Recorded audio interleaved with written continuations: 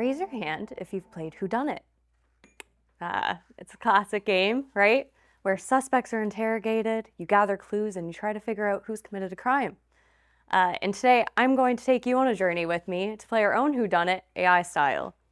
So my name is Leah Davis. I'm an electrical and computer engineering PhD at McGill University. And as an engineer and social scientist, I investigate how algorithmic evaluations and governance structures can better promote accountability. So let's walk through a case. There is a new surgical robot for hip surgeries, and they decide to integrate a large language model like ChatGPT into their room. And when they input the commands the surgeon, it helps them with their maneuvers. But the robot injures the patient during the surgery because it misunderstands this software.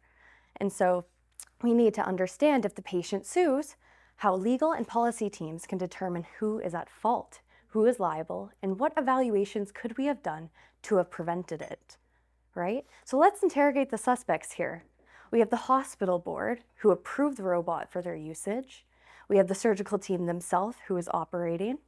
We have the robotics company with both of the large language model and hardware providers. And we also have the regulatory agencies who failed to have enforceable safety policies. Complicated, right? Yet plausible. In 2024, the FDA found over 550 robotic malfunctions for hip surgeries alone. And in my own research, I've evaluated over 2,900 algorithmic audits, and I found that none have covered these types of complex scenarios and multi-stakeholder scenarios. Even in current AI policy, like the European Union's AI Act, they failed to delineate what the roles and responsibilities are of the parties in these systems. Quite concerning. The only commonality I found is that they're all pointing fingers at each other, not willing to take the blame. So in my research, I look at who is and who is believed to be responsible in multi-actor, multi-component AI systems from technical, policy, and public perspectives. I'm looking through ethnographic design methods and user-centered methods to figure out how we can more or less disentangle this chain of accountability in these systems.